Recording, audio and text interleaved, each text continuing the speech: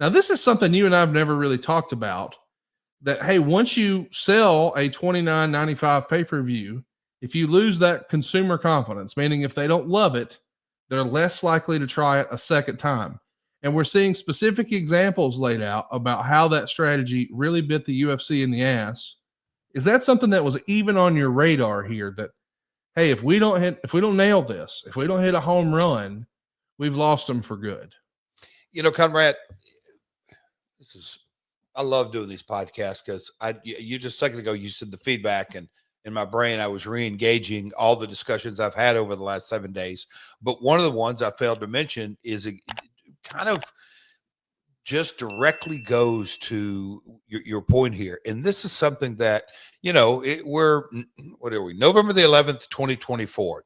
When you think of AJ Styles and a few other guys that kind of started around him, in my brain, I can't even imagine a world where that generation, I'll just say AJ because it's the best example, that he started and there was no YouTube, there was no Twitter, there was certainly no Instagram, Facebook, and all that. So word of mouth, and yes, the online audience, and OneWrestling.com and Meltzer in those days was, better than me. He is much more of a newsletter as opposed to an online publication. Is that fair? And the Torch and yeah, I mean, Dave wasn't online until the last 10 years. Oh God. Okay. So my point being, in that, I'm going to go even back to the Memphis days. It was every show you better deliver. People are paying their money.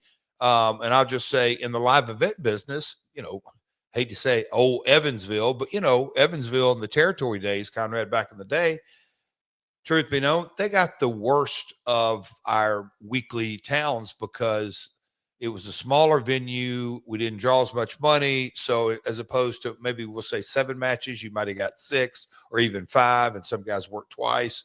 But even whether it's a 5-match card or a 6-match card or something, everybody went out and busted their ass. It was just in the DNA. It's that you work smarter, and I learned so many things on that through the years.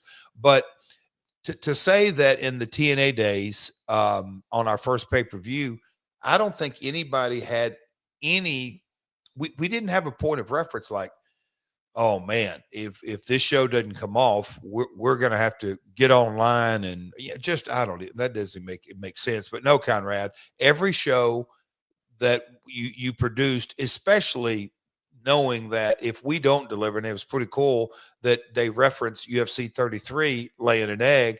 It happens. It always happens, but you just kind of have to rebuild. Being this our first one, I can assure you that me and the creative team and anybody else that became in contact, we would look at that pay-per-view and spend, some people say, you spent hours on that? Well, unfortunately we did, or fortunately we did. But yeah, thinking through finishes, thinking through the layout of the show, the order, how we come on the air, how we go off the air, the roller coaster rides you want to take them on, knowing that, when you're in a studio and going to put them on a 2.5, 3 hour ride, you're, by design, you can't keep them at a fever pitch. You can't keep them on a scale of 1 to 10 at 8, 9, or 10 for 3 straight hours. I don't even think that's a good show. I think you have to take them up and down. And so that's just kind of the nature of the beast. But knowing today, with all the social media content and all the mindset and the instantaneous age of information, of immediate feedback that we deal with now, those days didn't exist. So this first pay-per-view, we better come out of the gate as strong as possible, but we didn't really digest how much the pressure was really on us because it's all we knew. It's interesting too, because you look back and there is a graveyard of failed promotions after one bad pay-per-view. Whether it's the Heroes of Wrestling thing that happened in down by Biloxi, or maybe it's Herb Abrams' UWF and the way that thing flopped. And even in more recent years, it wasn't all that long ago that the WWE CW, in the scheme of things, after December to Dismember, that's it. Like one bad pay-per-view and they're gone. You'd even see like the AWA. They would try Super Clash, and these shows became known for, how poorly they did, and the promotions really never recovered.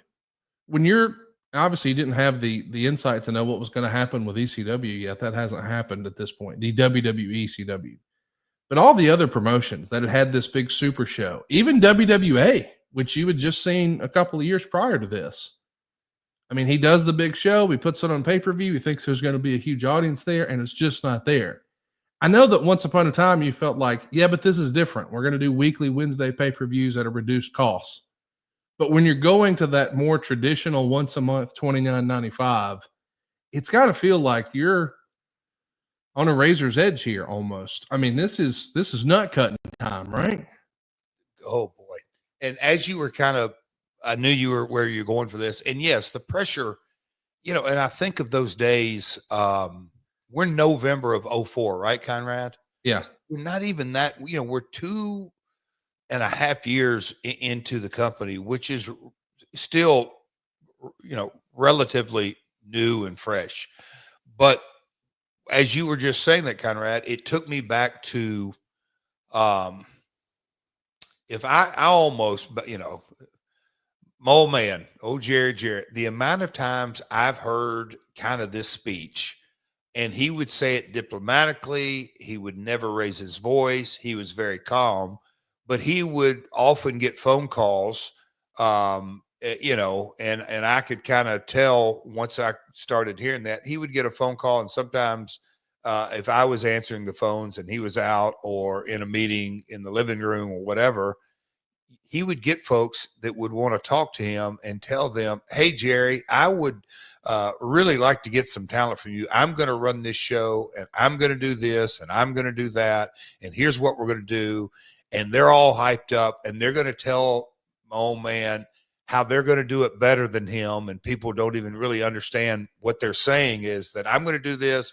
Jerry, I'm not going to do the stuff you do down at the Coliseum or at the Louisville Gardens. I'm going to do it this way and this way, just on and on and on. And they're selling the show, not only trying to sell it to my dad. He would say, I think they're trying to sell it to themselves to get them to believe. But he would always kind of wait until everything got out and find out kind of the financial situation and what the guy's putting up and what his expectation, because he would literally try to do his very best and let him know that here's kind of some options and crawl, walk, run, and all the lessons I learned on that, Conrad. But at the very strategic moment, if you will, he would say, Mr. So-and-so, so-and-so, if I could walk you to this place that I call the graveyard of promoters, you might have a second thought about all your ideas, because that entire graveyard is full of folks that kind of told me what you're telling me, that you know how to do it better than I do, and this is going to be your first show. So when I'm preparing for this 3-hour pay-per-view, Conrad, all those kind of different thoughts, I knew that we better, I don't say have a great show, but yeah, that was the pressure. We can't have just an average show. We need to have a blowaway show to just kickstart this monthly pay-per-view. So yes, a lot of pressure, and when I think back on it, Conrad, yes, I'm crazy. I got a certificate that says I'm crazy, but not only am I executive producing, but I'm wrestling in it and then dealing with all the other stuff, 9 to 5 or whatever, 9 to 9 on the day in, day out basis. But that kind of pressure I loved. But yes, Connie, I got long-winded there, but the point is, yeah, it was a massive amount of pressure.